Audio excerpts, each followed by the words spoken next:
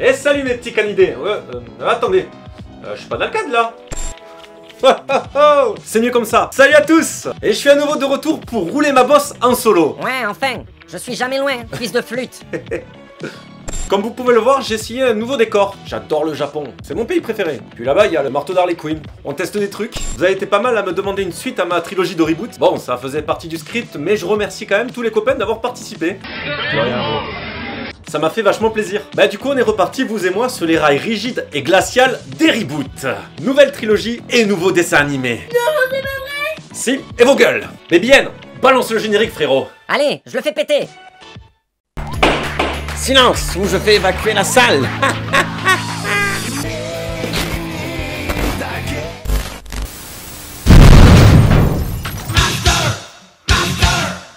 Bon retour parmi nous mes petits canidés. Et sans plus attendre, on attaque le premier dessin animé de cette seconde trilogie. Et on va commencer par une petite devinette. Alors mon premier est un gros et fat reptile qui se déplace lentement avec une carapace. Et mon second est une catégorie de personnages furtifs et experts en déguisement. Qui suis-je? François Hollande dans une soirée échangiste? Non, non, c'est pas... C'est pas bien. Non. Faut avouer qu'elle est pas mal. Putain, mais bien, casse ton écran. Mais tire-toi, putain. Et je parle évidemment de... Tortue Ninja, qui était une des références des dessins animés de l'époque 90 pour moi et de ceux de la même époque. Pour les plus ignorants d'entre vous, c'est l'histoire de 4 tortues ninja élevées par un rat dans les égouts de New York. Mais à un moment, qu'est-ce que vous voulez que je vous dise? On peut pas lutter contre l'esprit criminel des gens. Créatif. Best lapsus ever. La ferme, babyenne. Pour faire court, nos 4 mousquetaires à carapace ont été exposés à un mutagène qui les ont fait évoluer comme des Pokémon. Passons de Carapuce à Machopper. Splinter qui apprend les arts martiaux en mimant les mouvements de son précédent maître humain. J'ai imité tous ces mouvements dans ma cage et j'ai appris l'art secret du ninja. Il a dit. Oui, vous ne rêvez pas, non? Il y a bien un rat qui apprend les arts martiaux comme ça. Un conseil du coup, copulez pas devant votre chien ou votre chat. Vous pourrez avoir une bonne surprise. Ou mauvaise plutôt. Bref, Splinter fut touché aussi par les radiations, évoluant à un croisement de maître chinois et de rat-attaque sauvage, adopta les tortues et leur inculqua les arts martiaux afin d'affronter les menaces pesant sur la ville, comme d'autres mutants, extraterrestres et autres anomalies de la nature. Ils sont là, ils sont dans les campagnes, dans les villes. Bon, je crache un peu dessus, mais à l'époque c'était le même délire que pour Denver. Hein. J'étais le premier à gueuler le générique. Bah en même temps, je crois que c'était le plus stylé de l'époque. Mais bien, balance l'engin. Let's rock.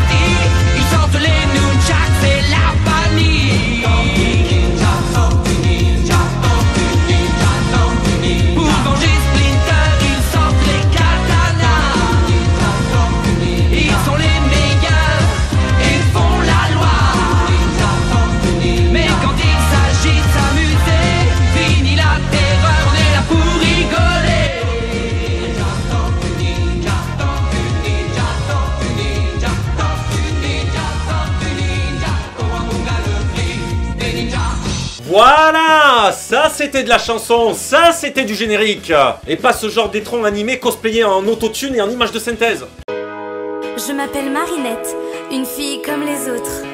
Mais quand le destin me choisit pour lutter contre les forces du mal, je deviens Miraculous Ladybug. Papillon noir, Paris mystère, c'est mon histoire plutôt étrange. La magie noire me désespère. Le chat noir n'est pas un ange. Amour chassé croisé. Mon cœur aime Adrien.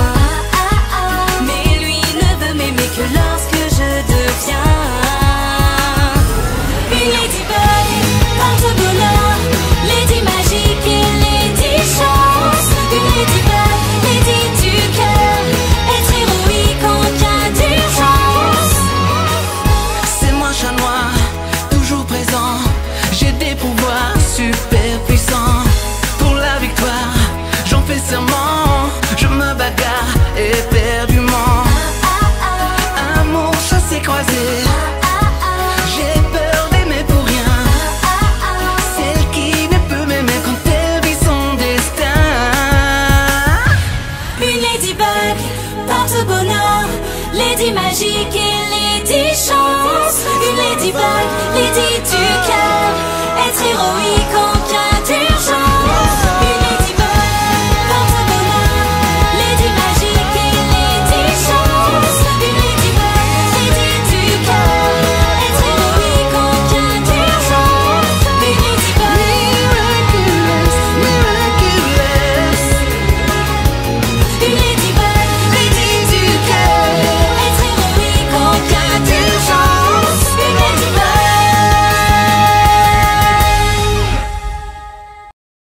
Putain, en fait, j'ai bien kiffé. Hein.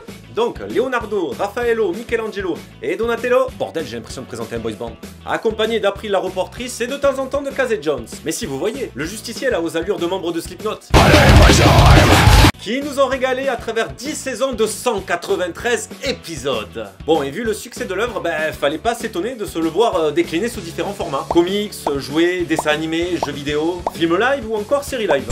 Une franchise qui a traversé les âges et qui fonctionne toujours autant. Un peu comme les Power Rangers. D'ailleurs, fait rigolo, il y a un épisode de la série live où nos 4 Franklin font équipe avec nos danseuses de ballerines préférées. Mais moi, ce qui m'intéresse, c'est la partie dessin animé et toutes les réadaptations qu'a eu celle-ci. Et il y en a eu vraiment pas mal pour un dessin animé. Tortue Ninja Chevalier d'Écaille, la plus connue. Tortue Ninja TMNT, c'est ma préférée car elle est plus proche du comics. Il y a eu aussi les aventures des Tortues Ninja qui marquent la passation de la 2D à la 3D. Mais mon attention se porte sur la toute dernière en cours, où l'histoire est légèrement différente. Et en effet, notre quatuor possède des armes avec des pouvoirs magiques.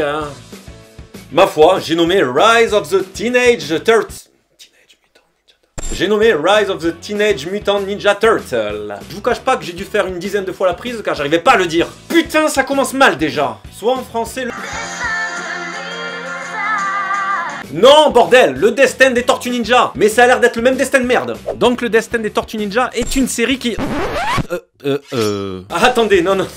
On est passé des tortues badass transpirant le charisme à des tortues... C'est même pas des tortues, ils ont tort et ils me tuent. Putain, non, on dirait des méchants qui sortent de Super Nana. Non mais regardez ça, Raphaël et les 3 autres. On dirait Bowser et ses Koopa Troopa. Rendez-moi mon enfance. Cette nouvelle version montre clairement l'envie de renouveler la franchise en lui insufflant une nouvelle forme de vie. Un nouveau style, une nouvelle histoire avec une bonne dose de magie et de portail interdimensionnel de mystification. Bon pour les personnages, ils ont été retravaillés de A à Z.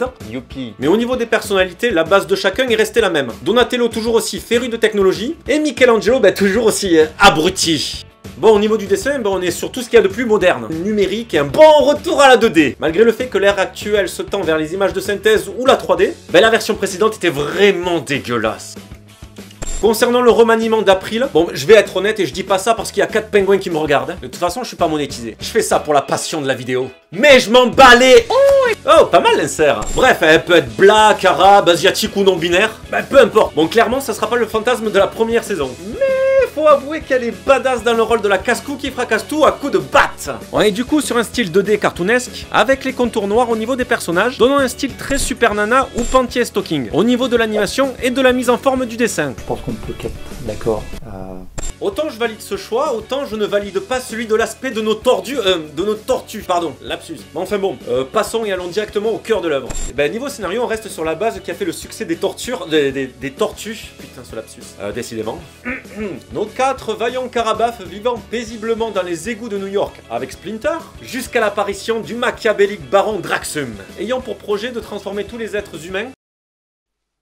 Putain, on refait. Ayant pour projet de transformer tous les êtres humains en mutants. Évidemment, lui aussi a des pouvoirs, sinon ça serait pas drôle. Et il faut avouer qu'il a une sacrée classe, hein. C'est déjà pas évident de remplacer au pied levé Shredder, le putain de méchant charismatique des Tortues Ninja. Et le baron guerrier alchimiste s'en sort plutôt bien. Par contre, je pourrais pas vous décrire précisément et physiquement à quoi ressemble la bestiole. Le corps de Goldorak, des jambes de Bovidé, et le nom d'un membre de l'organisation d'Hydra. Mais le look est cool et s'inscrit vraiment dans l'allure physique des vilains. Mais surtout mes petits canidés, le mec qui le double en VO, c'est pas un trieur de lentilles, c'est... John Cena!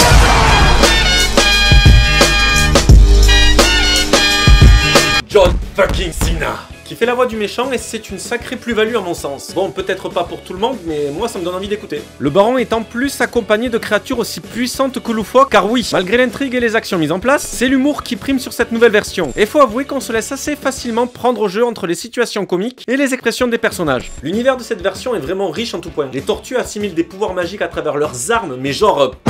Donatello et son bâton qui devient un véritable couteau suisse d'armes, ou Leonardo qui peut ouvrir des portails avec ses katanas.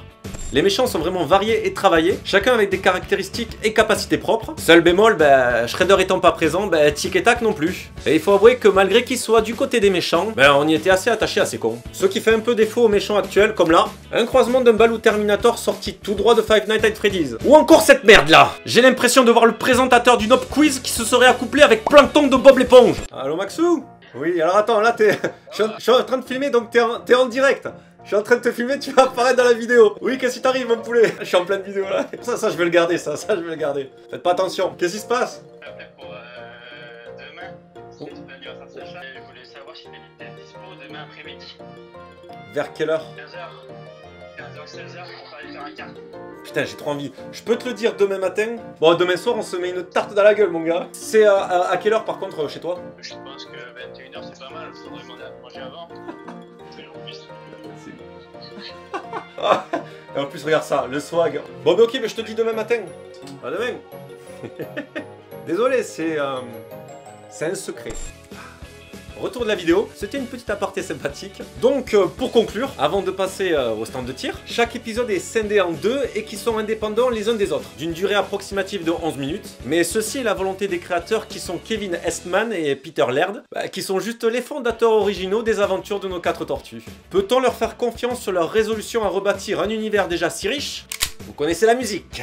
Et hop là, la petite visée et... Ah, c'est raté. Comme quoi on peut avoir de bonnes surprises. Ou bien j'ai la vue qui baisse. Malgré les premières critiques négatives qui sont tombées pour cette nouvelle version, faut avouer que la sauce samouraï prend forme. Je trouve que cette version apporte de la fraîcheur à la nouvelle génération, notamment aux enfants qui sont la cible principale pour faire connaître l'univers des tortues. Mais permet aussi de renouveler avec les anciens tout en apportant de la nouveauté. Ou alors parce que je suis un gosse avec un corps d'adulte. Mais perso, je suis complètement fan de l'introduction d'un monde mystique sous les égouts de New York. Ça apporte de la nouveauté, ça peut être un univers très vaste. Le destin des Tortues Ninja, c'est une bonne dose de dynamisme saupoudrée d'un tas d'humour.